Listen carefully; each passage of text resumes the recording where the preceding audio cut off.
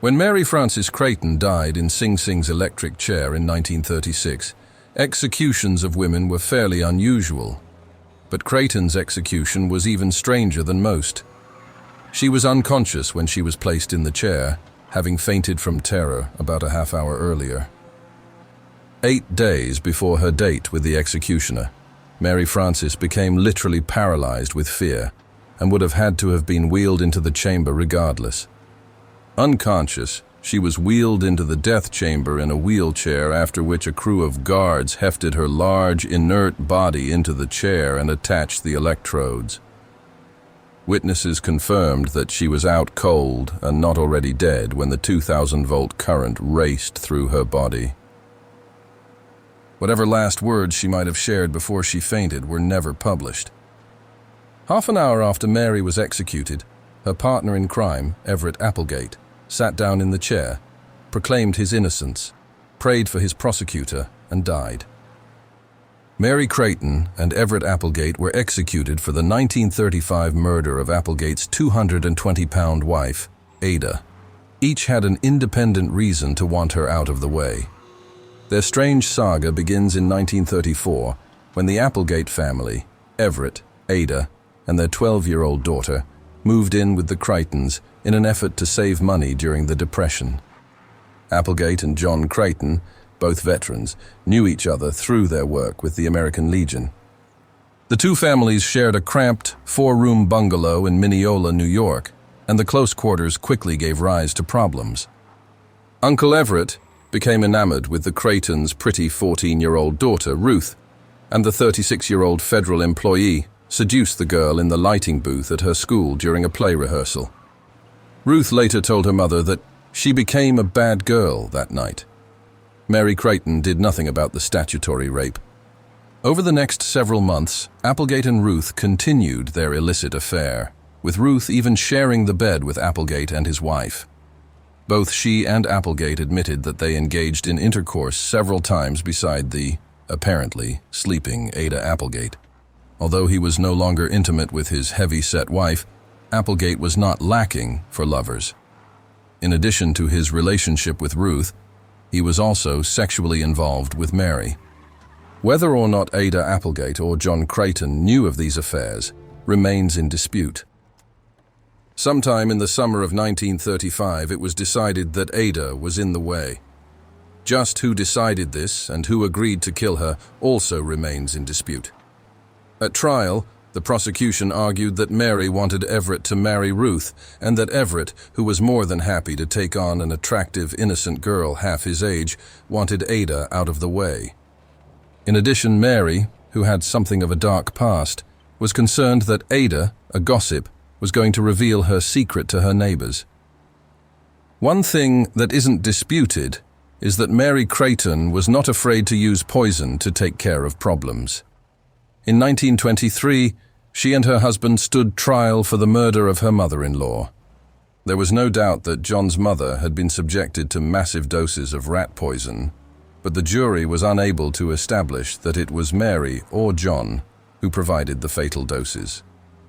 Mary's 18-year-old brother, a sufferer of consumption, also died from a dose of rat poison. She was acquitted of that crime as well.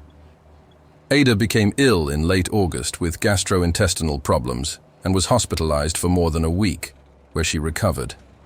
In September 1935, shortly after she recovered, Ada was given an eggnog prepared by Mary. Within hours, she was dead. Because of her size, at the time she had been taking weight loss pills containing amphetamines and had dropped from 260 pounds to 220, the initial assumption was that she had died from heart problems. It was at this point that an amateur detective named John Schlembach became involved in the case. Schlembach, who had taken the civil service exam to become a police officer, was working as a bakery delivery driver. The Creighton Applegate home was one of his customers, and Mary Creighton was $18 in arrears on her bill. Schlembach, who had to make up the loss out of his own pocket, pressured her to pay what she owed, and Mary struck back by filing a sexual harassment complaint with Schlembach's boss. Schlembach was absolved of any wrongdoing, and in the course of things became convinced that something was amiss in the Creighton Applegate home. In discussing the strange relationship between the Creightons and Applegates with another customer, Schlembach learned that the neighbor, Mrs. Herman Rehm, had twice become ill after eating foods cooked by Mary Creighton. She did some investigating of her own and discovered news accounts of Mary's New Jersey trial for the deaths of her brother and mother-in-law. Schlembach took the clips to the Nassau County prosecutor, who took a renewed interest in Ada Applegate's death. As is so common with inexperienced killers, Applegate did not help his own cause. At an American Legion function attended by an assistant district attorney, Applegate was adamant and threatening when the subject of a post-mortem exam was broached.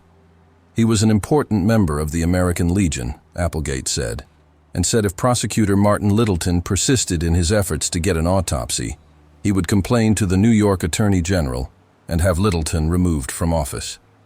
Littleton refused to be bullied and summoned Applegate to a meeting in his office. There, he asked if there was any valid reason that Applegate should decline to authorize the autopsy. This time, Applegate was cowed and, with his back against the wall, agreed to the exam. The state medical examiner eventually discovered enough poison in Ada's body to kill 3 people. It turned out that the pathologist who discovered the arsenic in Ada's body was the same doctor who conducted the autopsies of Mary's victims 12 years earlier. After a grueling 12-hour interrogation, an unrepentant Mary Creighton admitted to poisoning Ada Applegate. She gave several different confessions to police, at times taking sole responsibility for the crime, and at others blaming Applegate. For his part, Applegate admitted sleeping with Ruth, claimed he did want to marry her, and denied having anything to do with Ada's death. Eventually, the pair was indicted for first-degree murder, and in January 1936, they went on trial. Each blamed the other for the crime in a trial that was unprecedented for its sordid details of sex and lust. Standing room only, crowds heard Ruth tell of having sex with Applegate while his wife and daughter were in the same room, and that Applegate had taken nude pictures of her. After 10 hours of deliberation, the jury returned with guilty verdicts all around. The mandatory sentence was death by electrocution. Mary's hysterical paralysis prompted an examination by several doctors at the request of the state. They all determined that she was of sound mind, and that fear was to blame for her immobility. That alone was insufficient to prompt the governor to issue a reprieve, let alone clemency. In the end, it's a fair assumption to say that Mary Creighton never knew what hit her.